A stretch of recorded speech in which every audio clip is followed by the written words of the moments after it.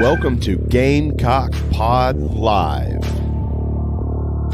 For the next 3 to 4 years, I'll be committed to the University of Gamecock. This is Rodgers again to the 25, 20, 15, 10. Rodgers scores! Jackie Bradley Jr. delivers for the Gamecocks. Lost it up, looking for Kelly. Touchdown! Can you believe it? And South Carolina is sending shockwaves through the SEC. Frederick plays it in at the buzzer. That's a win! Unbelievable! I don't believe it! And now, live from Studio 54 of the Gamecock Pod Studios, here's the Cockfather himself, Keith Alsep.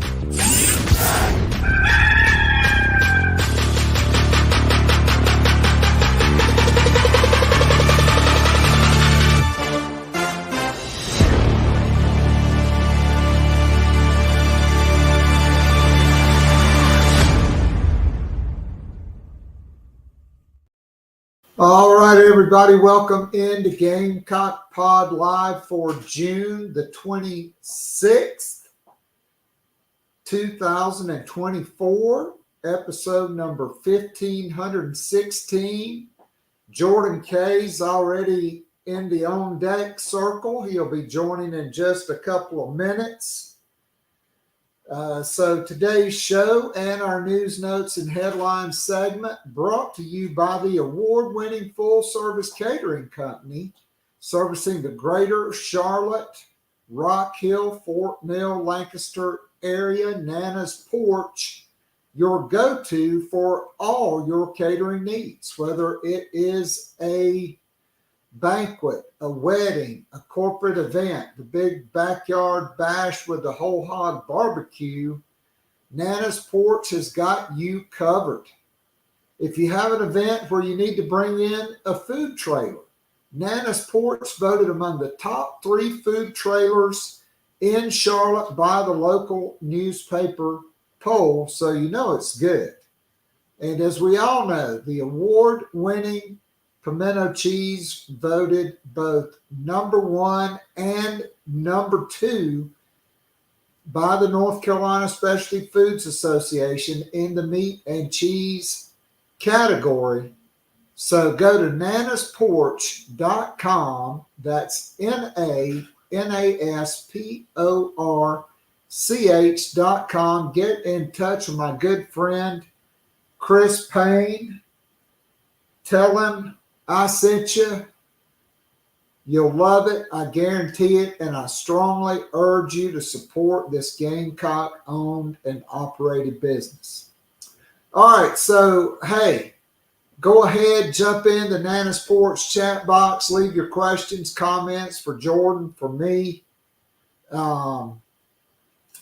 If you're on our YouTube page and you're not a subscriber, hit the subscribe button, give us a 5-star rating. If you're listening on Spotify or Apple Podcast, I'd certainly appreciate it if you'd give us a 5-star rating. And if you enjoy watching or listening to the free Wednesday show, I want to urge all of you to join our growing Gamecock family by becoming a monthly or annual VIP subscriber to Gamecock Pod Daily. You get this show every single day, Monday through Friday. Special podcasts on the weekends. On Tuesday nights, you get the Garnet and Black Town Hall, which is an hour-long recorded interactive Zoom call. It's like going down to your favorite sports bar or pub and hanging out with up to 100 of your favorite Gamecocks and friends. During football season, every Sunday during the season, whether the Gamecocks have open date or not, you get the morning after podcast, my thoughts on the games, particularly on the Gamecocks, the SEC, and all the other major storylines. And you get to listen to such great guests as Hale McGranahan and Alex Jones, John Whittle from the Big Spur, Jordan Kaye, who's getting ready to come in, and Peyton Titus, who will be our guest next Wednesday on Gamecock Pod Live. Also, national guests like the host of That SEC podcast, Michael W. Bratton, 24/7 Sports, National College Football analyst Brad Crawford, and many, many more. So go to the top of the Twitter page at Gamecock Pod, or follow me at Kaye Allsep on Twitter. Actually, follow both accounts. You can go to the top of the homepage and click the link. It'll take you right to Patreon, where you can sign up. If you sign up for an annual VIP subscription, you can get up to 3 months free right now. And the cost of a monthly subscription, less than the cost of one trip to Starbucks. All right, so we're just going to go ahead and bring in Jordan, and we'll go through these news and notes together. Jordan, how you doing, my man? Good. How are you, Keith? Doing well. Any big plans next week for the 4th of July? By the way, no. Well, we will have Gamecock Pod Live next week. I guess that'll be July the 3rd. That'll be probably the only pod of the week. What are your plans? Nothing too crazy. Probably by the pool and grilling. So you've been a well-traveled man, just back from vacation in Idaho. Did you go to Boise and watch the birds fly into the blue field, thinking it was a lake? I was in Boise, but I did not stop by the blue. I have heard that story before, though. That's the thing. They don't actually like kill themselves, but they land on it like a water. I got yes, you. That All is right. kind of true. So we got to talk about this. Jim Schlossnagle, one of my all-time favorite college baseball coaches, built a powerhouse at TCU, was lured away to Texas A&M. I'd been told probably the only job he'd leave TCU for would be Texas. Look, College Station is kind of like Clemson without the lake. It's just not a very attractive place. I'm not trying to offend any Aggies. Plus, they really do a lot of crazy shit there. If you've ever been to a football game, Yes. It's kind of cultish, but still, he took the Aggies to the College World Series championship series. Yeah. To 3 games, and less than 24 hours later, he's saying, "Peace out, Aggies," and hook them. I'm going to Texas. Yeah. After he basically denied it at the press conference the night before. There's that's just another ultimate bitch slap by Texas on A&M. And it's kind of Texas sports, and especially this A&M Texas thing, there's kind of just an incestuous nature to it. Yeah, Yeah. It's unbelievable. I couldn't get enough of it yesterday. Reading and seeing all the stuff, especially, late at night. I think Kendall Rogers from D1 Baseball posted something saying this had been talked about, or at least agreed upon at the kind of the highest levels before the regional even happened. So Jim Schlossnagle is coaching his team throughout the entire NCAA tournament, knowing he's going to Texas. And then he has the gall to start berating a reporter for even asking about it, knowing that he's going. It's insane to me that, these coaches who all they do is preach accountability and being an upstanding citizen and all this stuff. And then when it's their moment to actually show that, they can't do it. And it's time and time again. They just fail to do it. Just say no comment. I'm not talking about anything other than the game tonight. It's not that hard. You don't have to just get all defensive. And I mean, this happens all the time. And it's just insane to me that this keeps coming up, especially he knows that's coming, or at least he has to. The SID should have told him, or he should have known.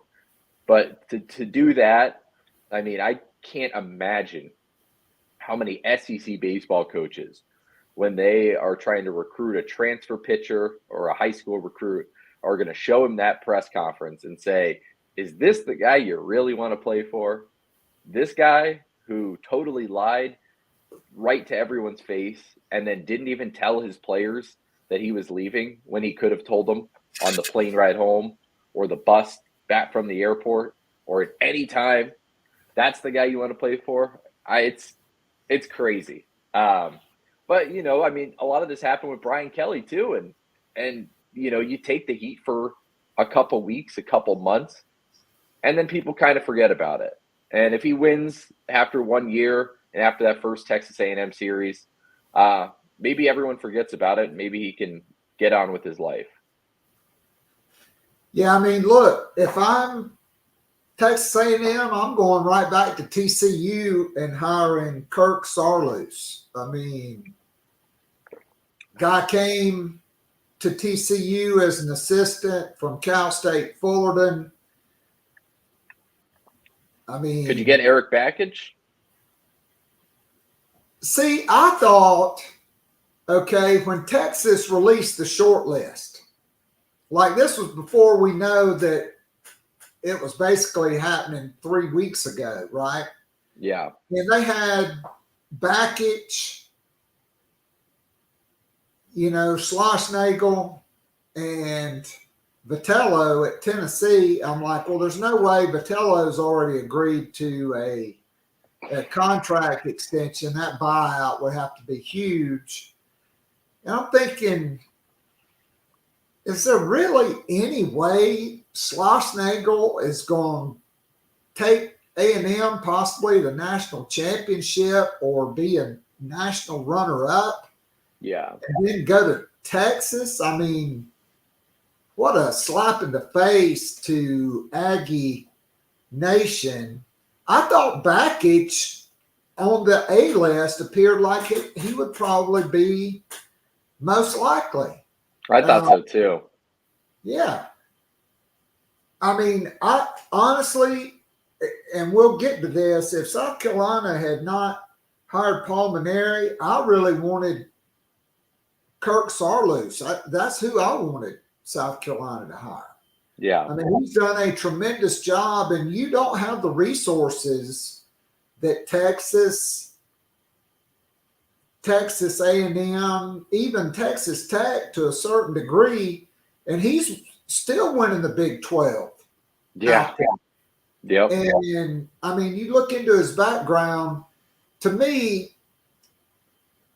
Texas and Florida are the best two high school baseball states in the country. I'm kicking California out of the discussion. That state, they're just soft in all sports, generally speaking. Okay. So,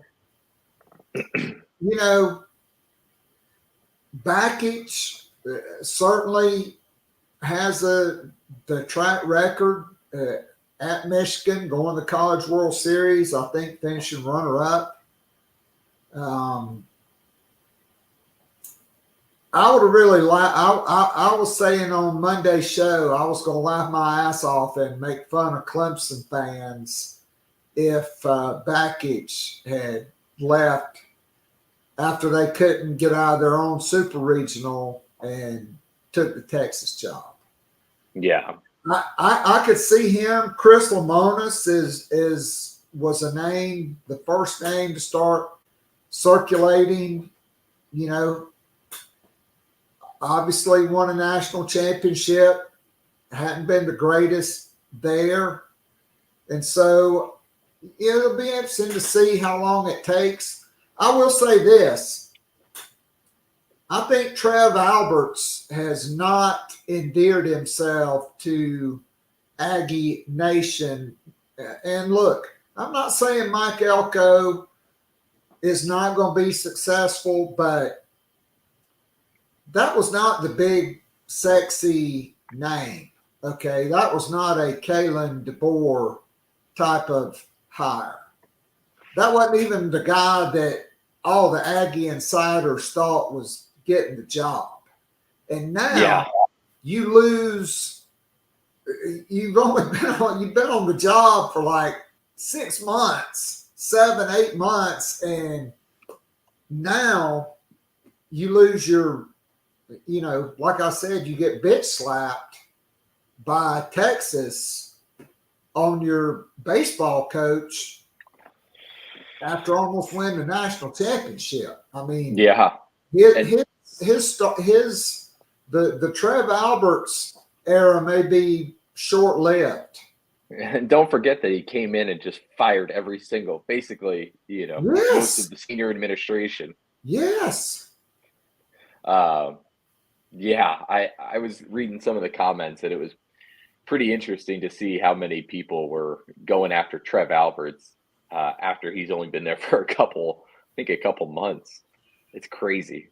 Yeah, he's not endearing himself because he's not an Aggie, he's not an SEC guy. He was on TV for a long time. Yeah. And let's face it, Nebraska is not exactly was setting the world on fire. Exactly, yeah. So there's that. All right, so NCAA decides we're just letting everybody on your coaching staff coach now. So analysts are basically like full-time assistant coaches as far as coaching goes. In spring practice, in fall camp, on sidelines during games, which I think is a good thing for South Carolina because you got a freshman quarterback in Lenore Sellers. Dowell Loggins is going to be in the press box. Okay, Mike Shula now can basically become you got an offensive coordinator who's a quarterback guy and an NFL former quarterback coach, and another play caller there. Plus, you get the helmet communication. So I agree with you and I don't agree with you. I agree with you because, yes, it will help Lenore Sellers. To bring in Mike Shula, a guy who, knows football, knows quarterbacks, that's going to be great for Lenore Sellers. It's probably going to help the communication, like you're saying, with Dowell Loggins in the box. That's fine. But this is just going to make the rich richer.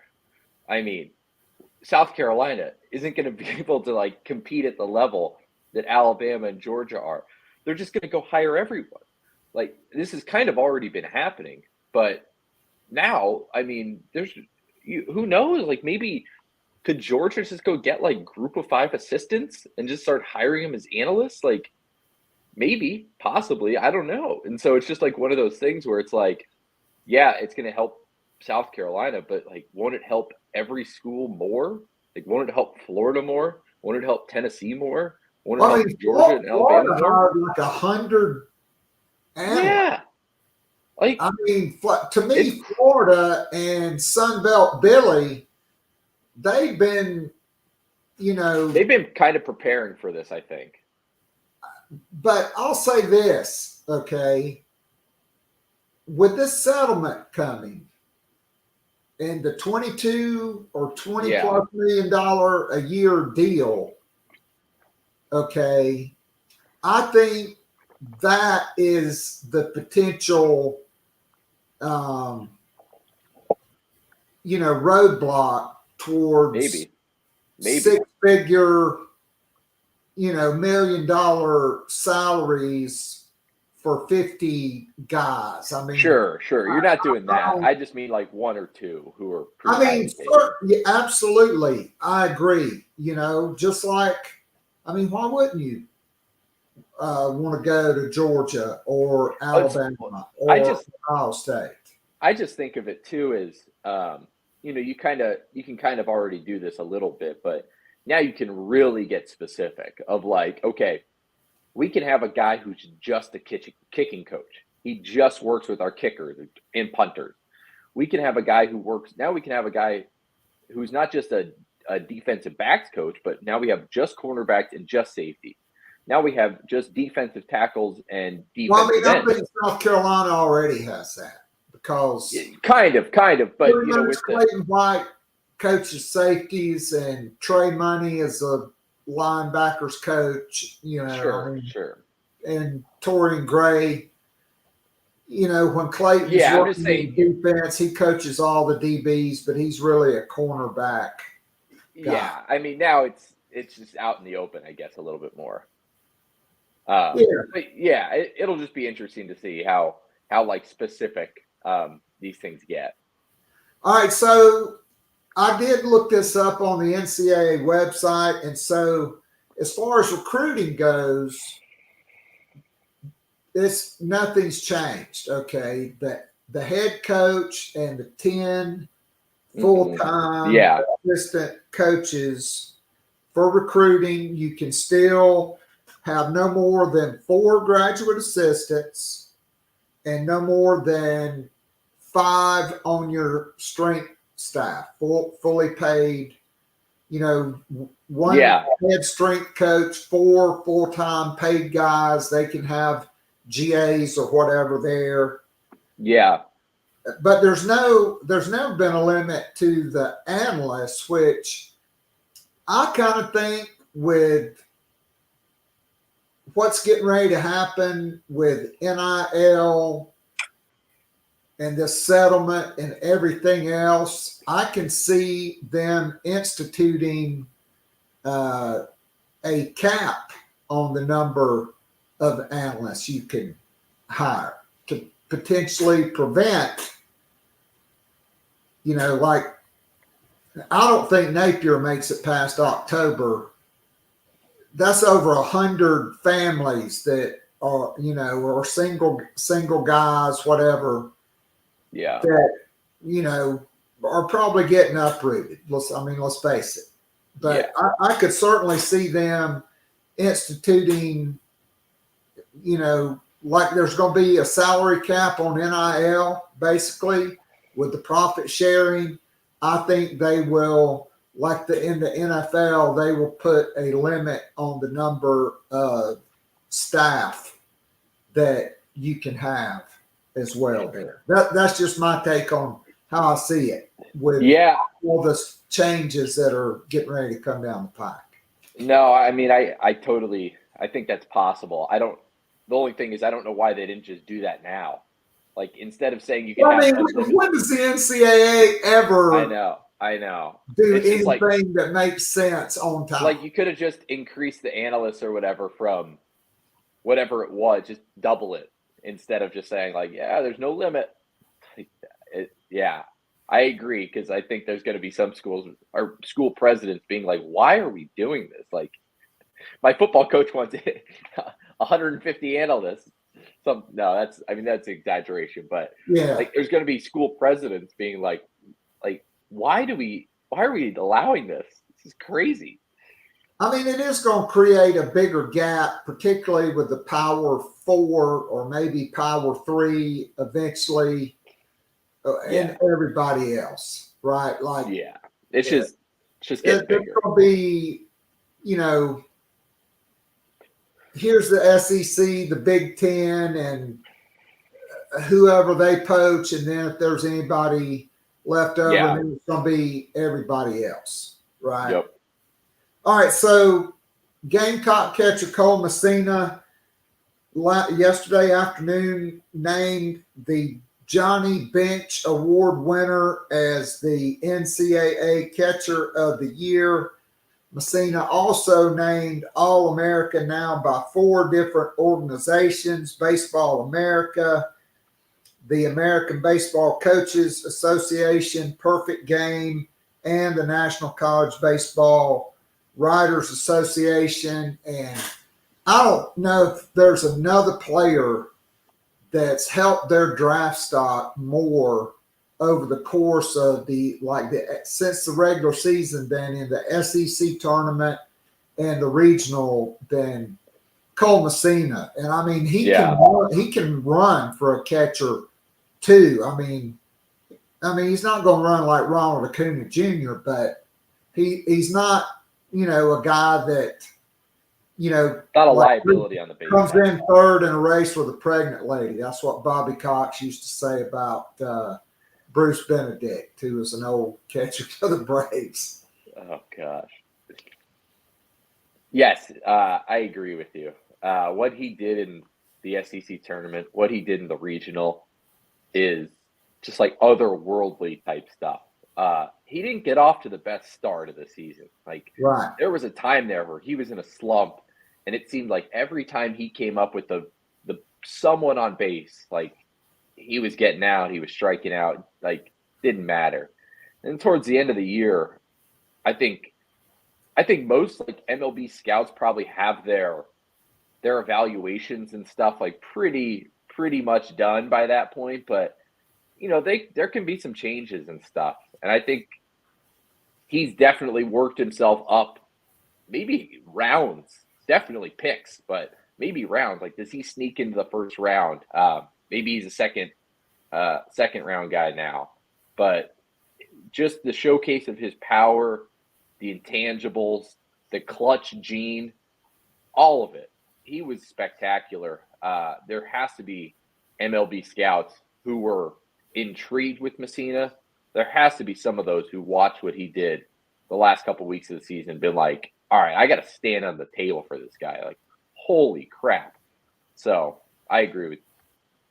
Yeah, no doubt about it. All right, so national champions, Gamecock women's basketball, announced earlier today that they will play in the Elements Health Women's Fort Myers tip-off in Fort Myers, Florida on Thursday, November the 28th. They will take on the Iowa State Cyclones.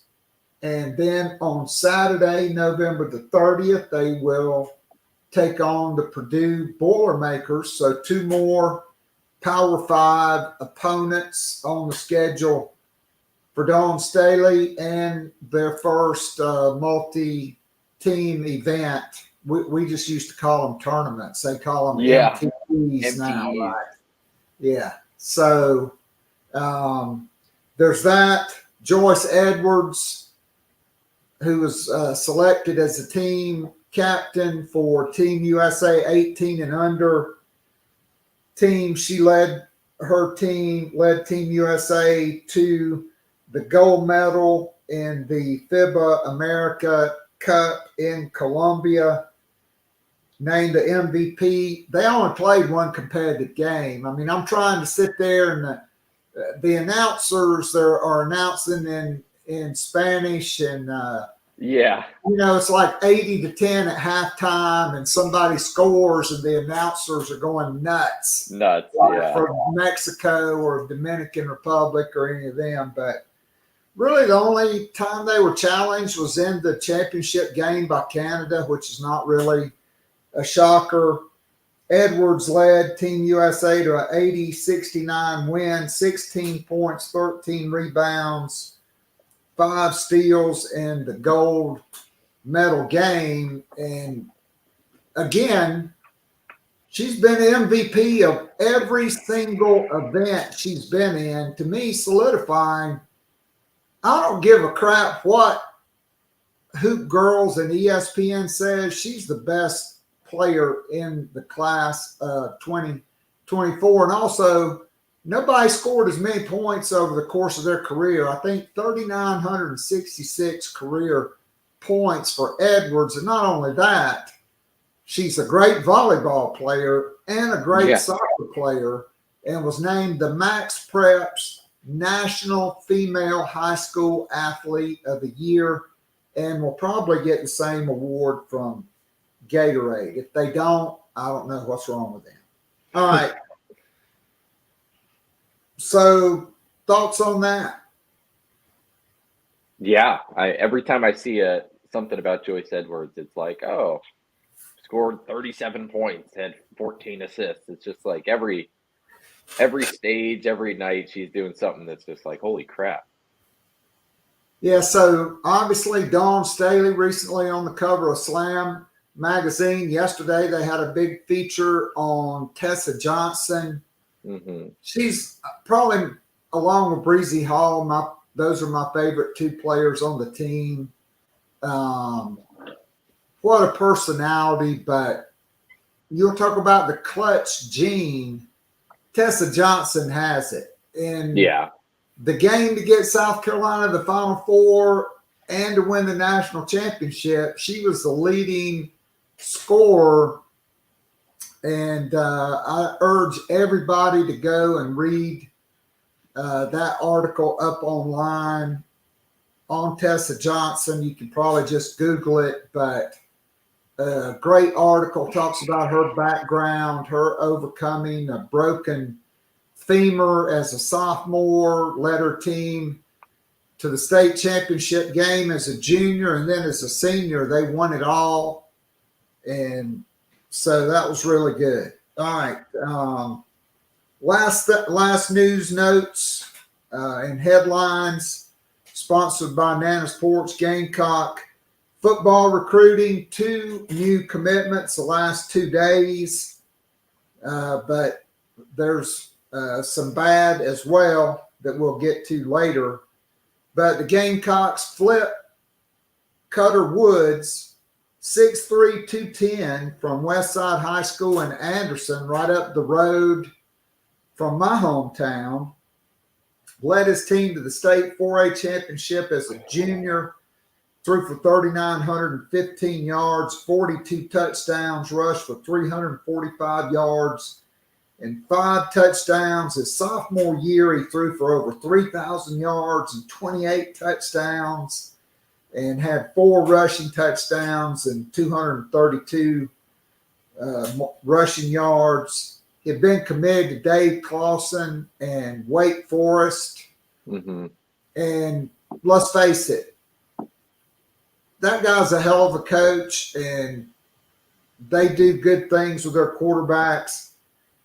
But Hugh Freeze and Auburn, they offered Cutter Woods, Kentucky, Virginia Tech, Syracuse, Indiana, and others. But he was at a 7-on-7 competition, led Westside to the championship on a Thursday. Dowell Loggins called and offered him on Saturday. On Monday, sets an official visits last weekend. And then late Monday afternoon, flips his commitment to South Carolina. And looking at the film, I really don't see a whole lot of difference between him and Ryan Montgomery. Montgomery's maybe a little physically thicker. Yeah. But Cutter Woods, very impressive, and a state champion. Yeah, I was at that state championship game, and basically the entire South Carolina staff was there. But they were there to see Amari Adams, the top player in South Carolina, defensive tackle, who committed to Clemson. But, I mean, the South Carolina coaches were just like, I was standing next to Shane Beamer when Cutter Woods is leading his team down 12 going into the fourth quarter and just leading them down the field, just making play after play, slinging the ball, running for first downs, putting his body on the line. He's got basically less than 3 minutes left. He's got to drive almost 80 yards, goes down the field, converts on 4th and 2 with like seconds left, and throws a touchdown pass. And I mean, the South Carolina coaches, I mean, at that time, I don't know necessarily if they were recruiting him hard. Definitely not. I mean, they hadn't offered him. I don't even know if they talked to him really, but they're just like, holy crap. Like this, wow, that was impressive. And then you start to look at more of his film, you start seeing his stats, and it's like, you're right. Like, this kid, he might be up there with any quarterback in the country, and maybe we just weren't talking about him as much. But man, dang impressive, especially to do that in a state title game. That just shows like a type of moxie and poise that, I mean, you're kind of looking for, but really it's hard to identify sometimes until you get kids in that moment. He's got the arm talent. Ball comes out of his hand like really nice. And he can run a little bit too. I mean, he's probably not going to rush for, 500-600 yards, but I mean, he'll get you a first down every once in a while. No, I really like the kid. To get a 2025 prospect is at quarterback. I mean, you probably at this point in college football probably should have a quarterback recruit almost every year, I would think. I mean, it sucks to say, but it's like you probably get 3 or 4 of them on your roster, knowing 1 or 2 of them is going to hit the transfer portal. And that's just kind of how you have to live in the college football world. So I'd be surprised if South Carolina added another 2025 quarterback.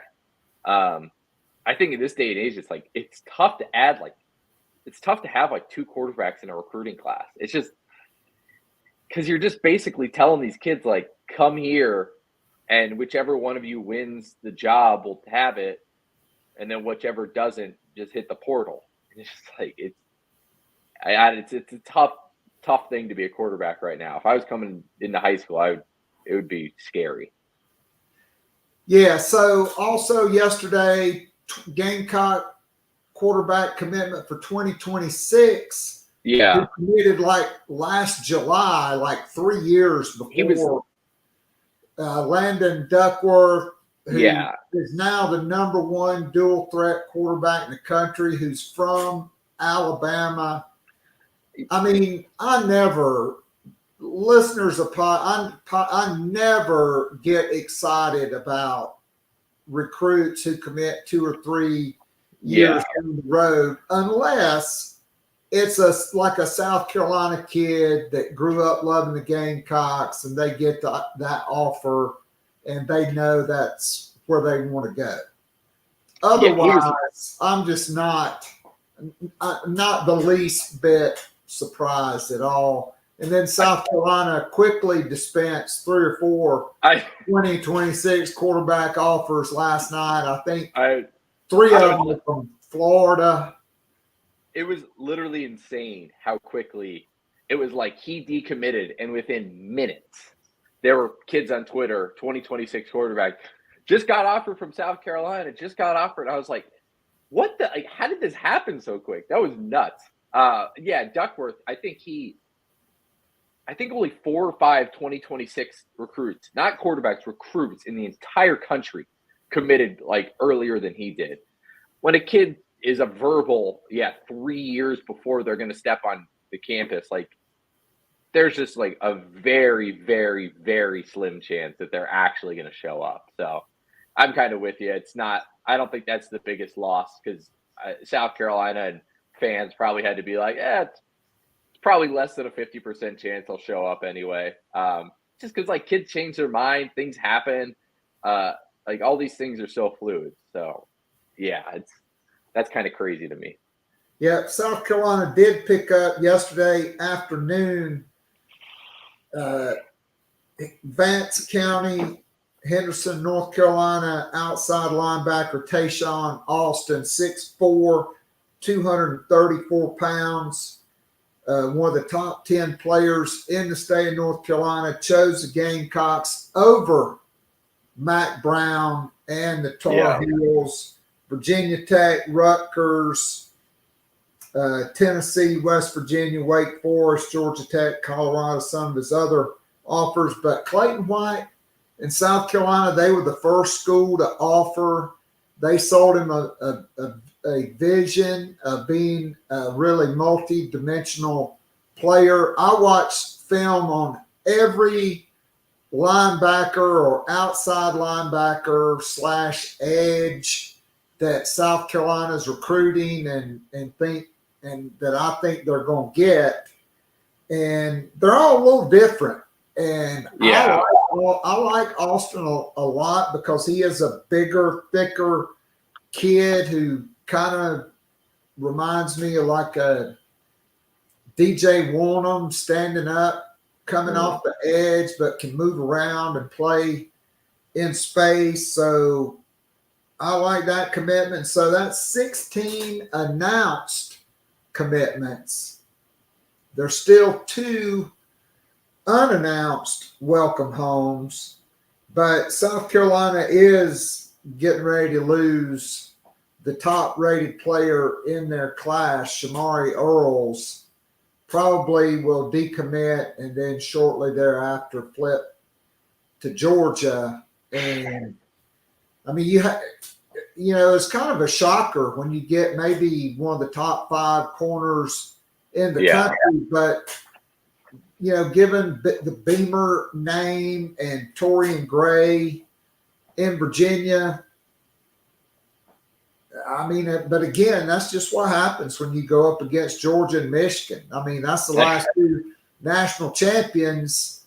Your trophy case has got that 1969 ACC conference championship in there, and that's it. Yeah, it's funny. It's just like there's so many of these kids who will come on visits and stuff, and I'll kind of look at them and be like, oh, like, how much of a shot does South Carolina has? And then you'll go on their 247 page and it's like crystal ball to Georgia. Oh, that's another crystal ball to Georgia. It's like, Jesus, it just feels like they're getting 85 recruits a year, and they're not. But man, it can be like deflating if you're a South Carolina fan, or heck, a fan of basically almost every other South or SEC school. It's just like Georgia's like get like literally whoever they want every time. I mean, it's crazy. But now unlimited transfer options, they may only be there for a year. So I'm gonna keep recruiting them. Just like all those defensive tackles Georgia beat South Carolina on last year, and that they're recruiting against this year. Yeah, I mean, those guys are going to get tired of sitting on the bench. That's what's interesting. Is like, I think I've seen it more these last couple of years than I did like in 2018, 19, 20. Is there's a lot more kids because there's no restrictions on visits now. There's a lot of kids who are like committed somewhere, but they'll just like keep taking visits. And I think these schools have to just be like, hey, even if we don't think we're going to get this kid, like, let's just bring him on a visit, because we might have another chance to recruit him in 2 or 3 years. Heck, we might have another chance to recruit him next year.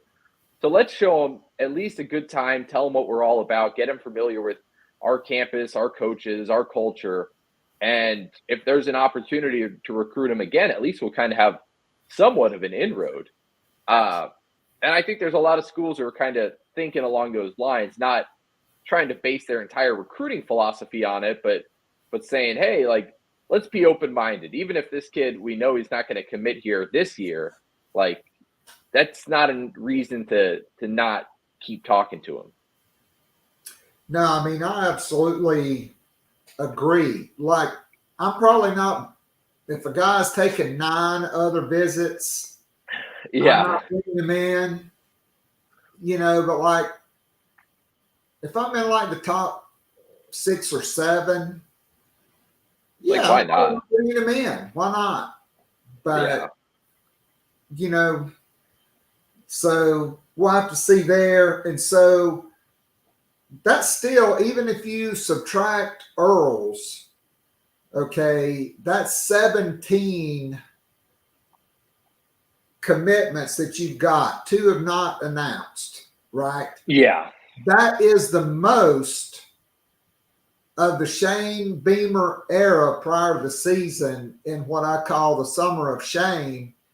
And there's still a whole month to go. Like, there are a number of guys that they are firmly in the mix or the flat out leaders for that are coming to the cookout at the end of July, or that are planning on announcing in July.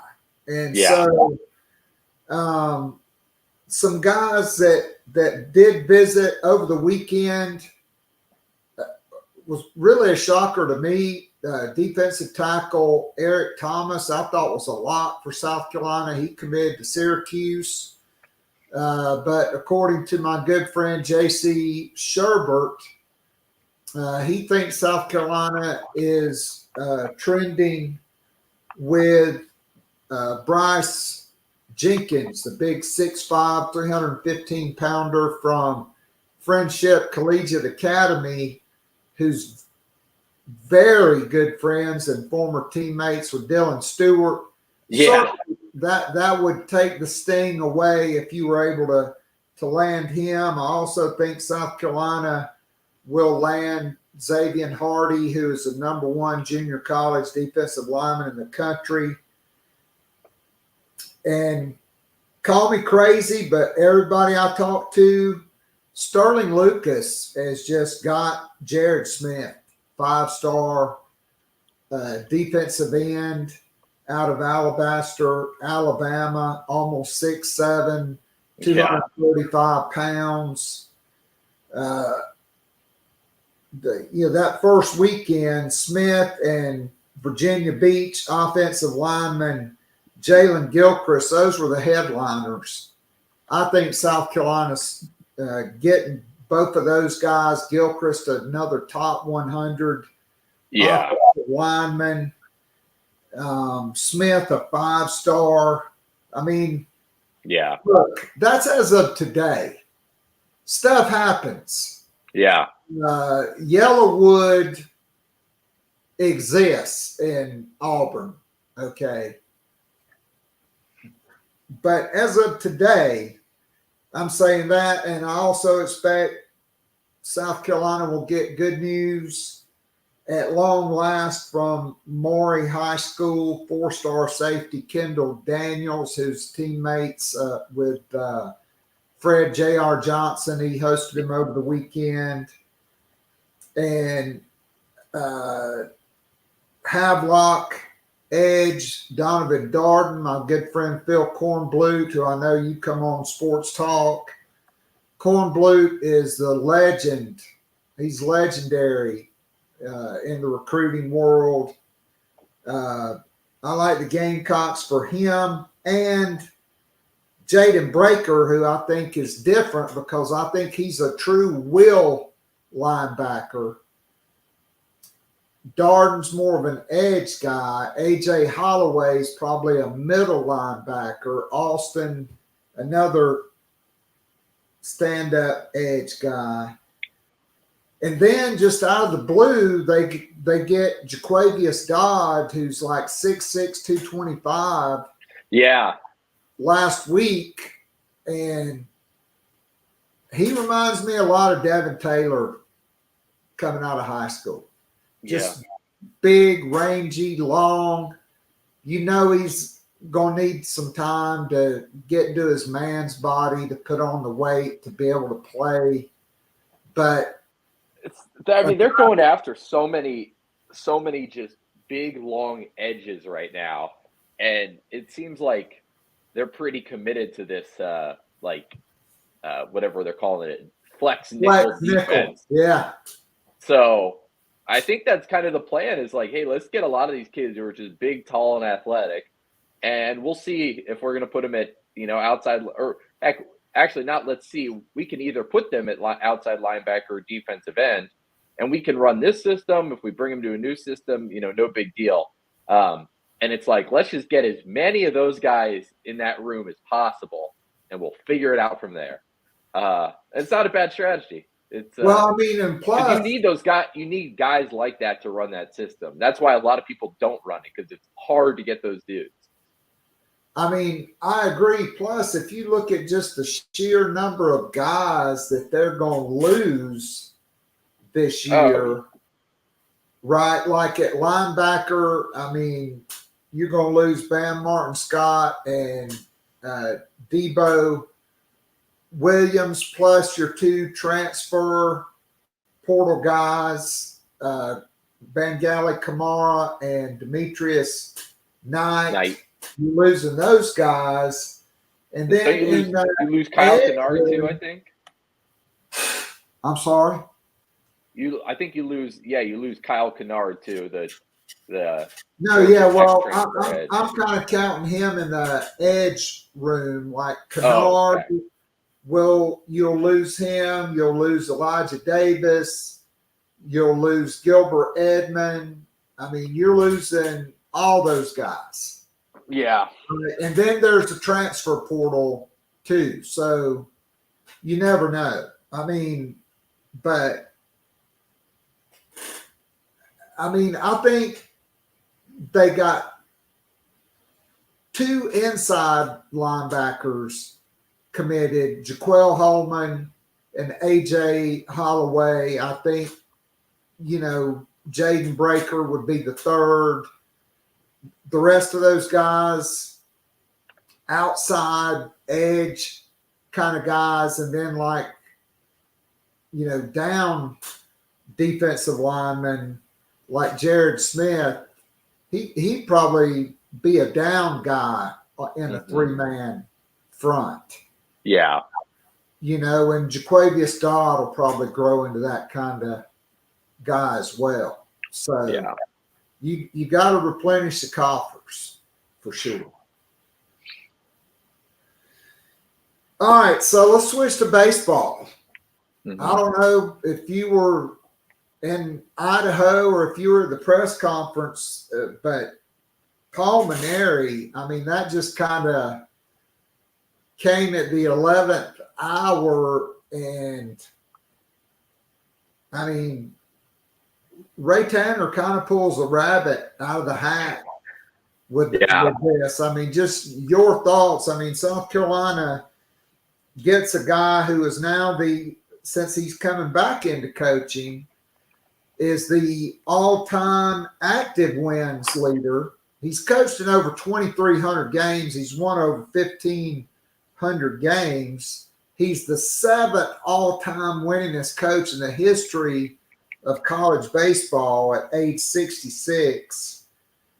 1 national championship, 1 runner-up, 6 College World Series appearances, 5 at LSU, 1 at Notre Dame, 4 SEC regular season titles, 6 SEC tournament titles, and 10 NCAA regional championships. No better resume in America than Paul Mainieri.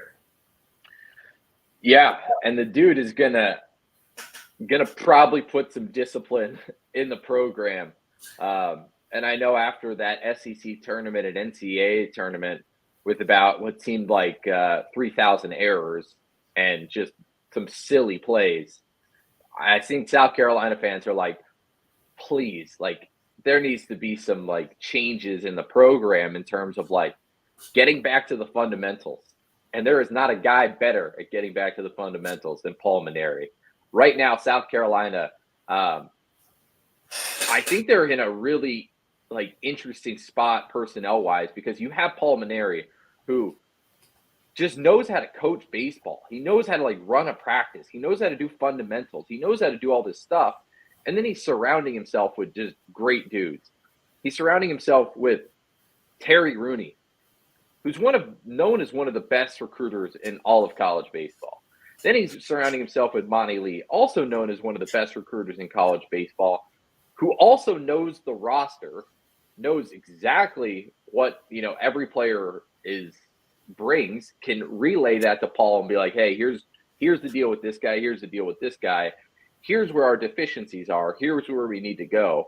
So right now it's Paul Mainieri's in South Carolina, kind of getting settled in, meeting with players, and Terry Rooney and Monty Lee are just scouring the country for talent, going up to California, going to the Midwest, going to the Cape Cod League for a week, and just scouring talent and helping out. And then Paul Mainieri is there to close guys. And so it's a really good dynamic, it seems like, at the top of just it's not 3 dudes just going around. It's they seem to have a really good system right now in place. And then obviously when they get the guys and they get to fall ball, there's the practices. I didn't see too many Mark Kingston practices. I saw him during spring, but think it's going to look a little different. Yeah, I mean, no doubt. And look, Paul Maneri said he would be personally coaching the infielders. Monty Lee will be working with the hitters and the outfielders. Terry Rooney will be – you have 2 recruiting coordinators and 2 pitching coaches because John Hendry comes in from Virginia. He had basically been their transfer portal specialist but has a pitching background. Yeah. So here's the thing about Terry Rooney that I did not know until the press conference. So when Paul Maneri was at Notre Dame, his pitching coach was a guy named Brian O'Connor. Well, yeah, we all know what he has become. Honestly, it wouldn't shock me if he's not the next coach at Texas A&M. Maybe. One of the top coaches in the country, Virginia, College World Series, ACC championships, NCAA tournaments. He said when Brian O'Connor left him at Notre Dame, the most difficult task he had undertaken in his coaching career was finding a guy to replace Brian O'Connor. He gets Terry Rooney, and he takes him to LSU with him. You know, they make the World Series at Notre Dame. Rooney is there, recruits 2 number 1 back-to-back recruiting classes, is not there for the national championship because he took a head coaching job at Central Florida. And then Jay Johnson at LSU, when he hired Terry Rooney back at LSU last year, says this guy, I mean, I've tried to hire him basically every year since I've been the head coach at LSU. Yeah. I mean, I just think 2 recruiting coordinators and guys that know the portal and NIL and Monty Lee and Terry Rooney, and then a young guy, John Hendry, who you have the Brian O'Connor connection. And he's kind of a guy that was like their operations guy. And always on the, laptop, probably with 3 monitors, watching film and monitoring the transfer portal. That's all he's doing right now. His dad is a longtime MLB baseball executive, and being around a guy like O'Connor, it's easy to see why he is the choice as the 3rd assistant. And he'll be taking some of the load off Terry Rooney as working with the pitchers while he's going on the road recruiting. Yep. Yeah, I mean, right. I think he got into Columbia over the weekend, and for the last couple of days, he's literally been sitting in the office, kind of just right next to Paul Maneri's office, sitting on his computer, watching transfer portal guy for hours and hours and hours. And so he's going to be huge for them, I think. Yeah, I mean, I think they hit on a couple of transfers. Look, the pitchers, I had John Whittle on. Nobody knows Gamecock baseball more than John. And they were not going to invest scholarships or NIL money in pitchers. They wanted guys that could be complementary bullpen depth guys, right? Like, you look at Ashton Crowther from Miami, you look at Wyatt Evans from Tennessee. Those guys are not going to be, what do you get out of them? And the guy from Winthrop who committed, I think the day they announced Mark Kingston was fired, Caleb Jones. They're not going to overwhelm you, but I don't think that's really the purpose. But I do think Caden Gaskins from Northwest Florida, State Community College is a guy that hit 403 that could be a top of the lineup kind of guy and can help you in the infield. And also, if the academics permit, they're getting a first baseman from Kansas City Community College named Jace Woida, who over the course of 2 seasons hit 417.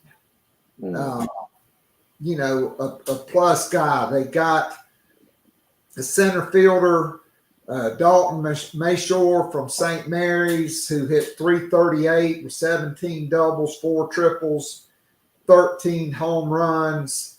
He's a guy. And so is Nathan Hall, who Monty Lee recruited to Clemson. Terry Rooney said, hey, let's go to the Cape. Let's check him out. I want to put my eyes on him and see how he plays. They took him.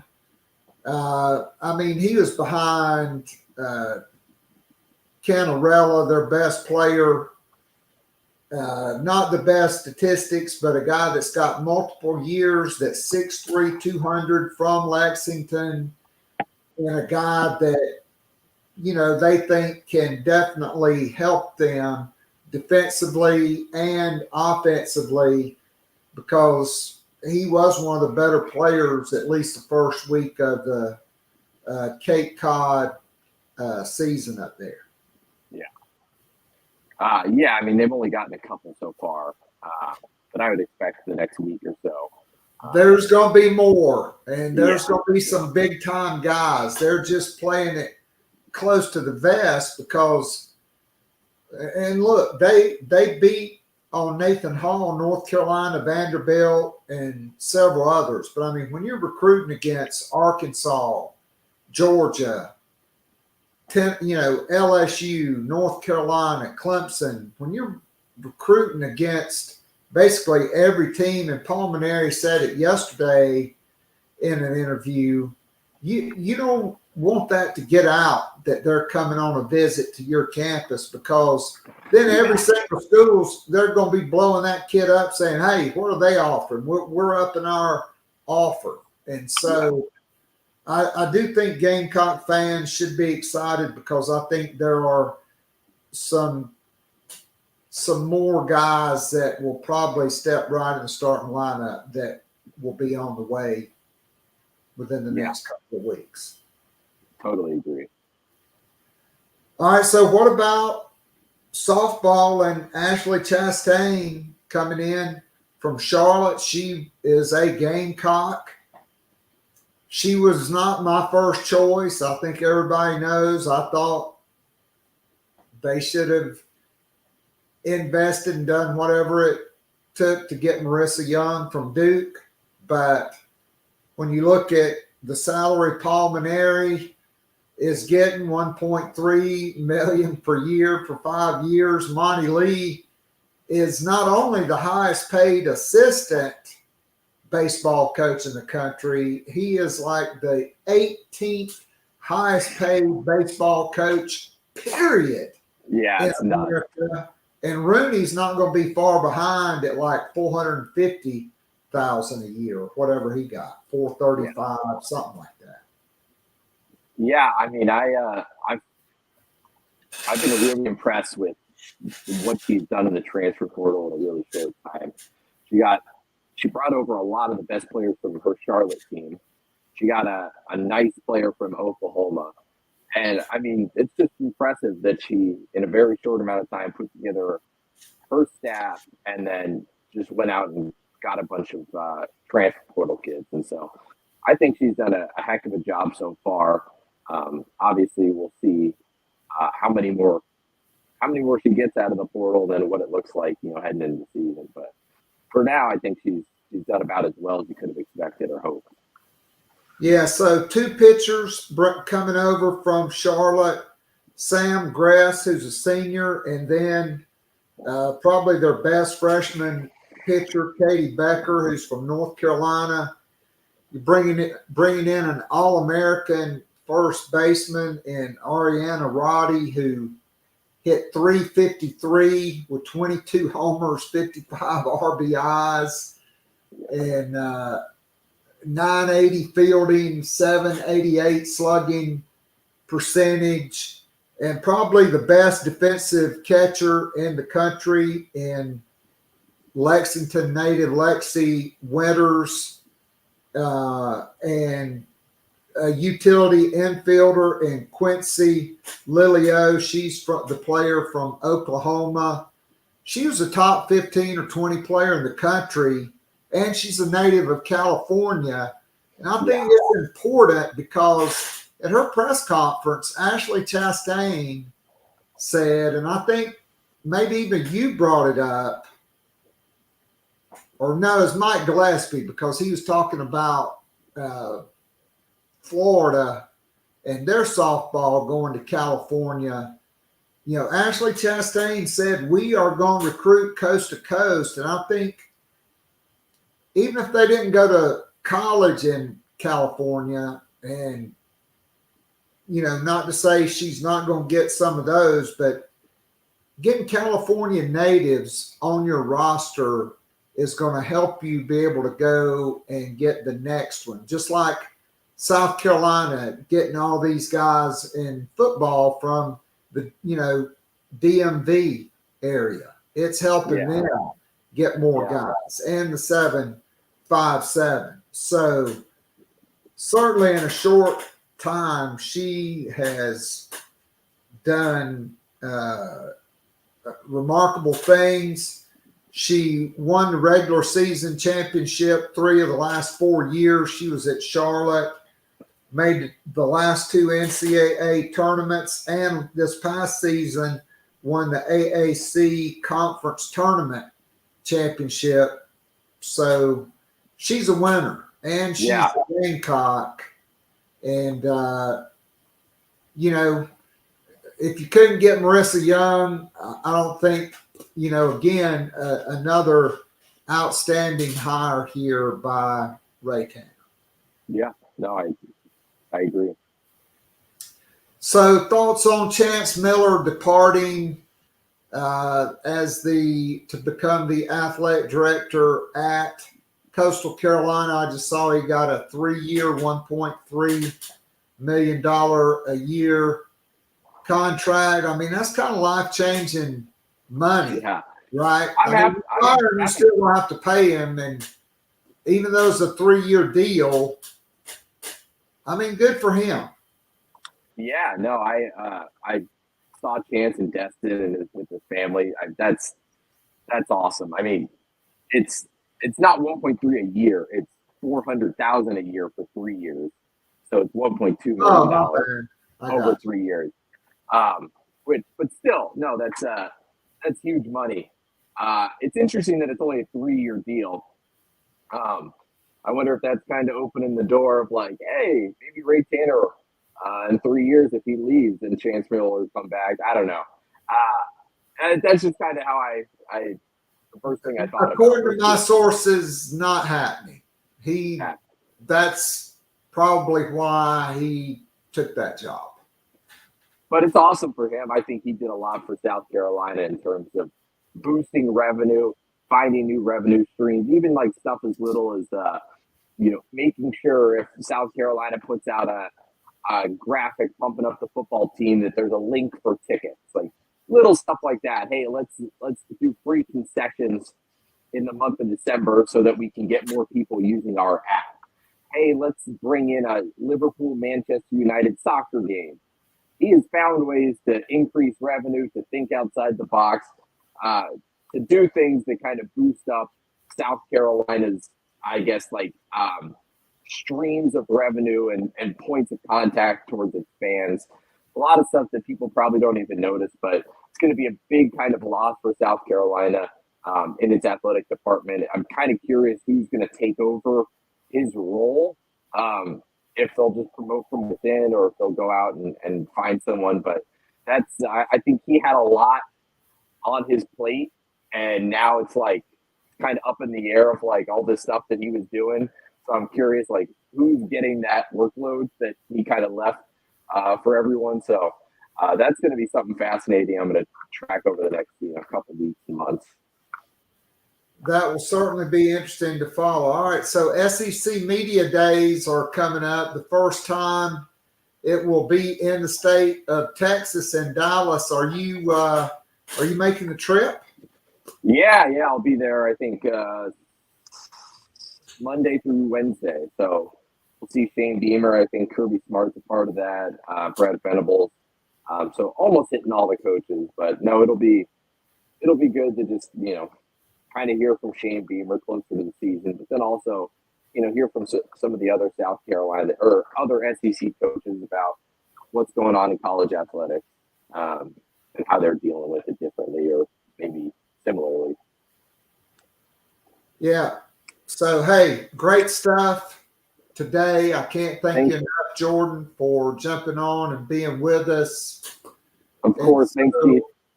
Yeah, absolutely. We'll safe travels. I may be up in Dallas for the media days. Cool. Depending on my schedule. But safe travels. Thank you. As always, great stuff. And we'll look forward to catching up with you down the road. Awesome. Appreciate it. See you.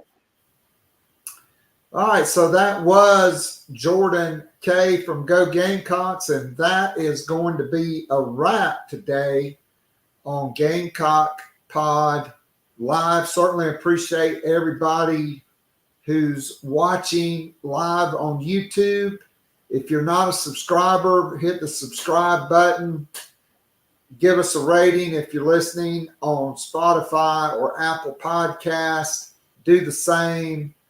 Follow the pod. Give us a 5-star ranking. I know I would be extremely grateful for that. So until next week, when Peyton Titus from Go Gamecocks will join us, we'll be talking about South Carolina's summer workouts, Joyce Edwards, Asia Wilson getting her A1 line, WNBA All-Stars, and we'll always be talking Gamecock football. Hopefully Lamont Paris has named the Tim Buckley replacement by then. A lot of stuff will be happening. So until next week on Gamecock Pod Live, I'm signing off, but I'll be back tomorrow on Gamecock. Well, actually, taking tomorrow off, be back on Friday to wrap the week on Gamecock Pod Daily. So until next week, God bless. Go Gamecocks. I'm out of here.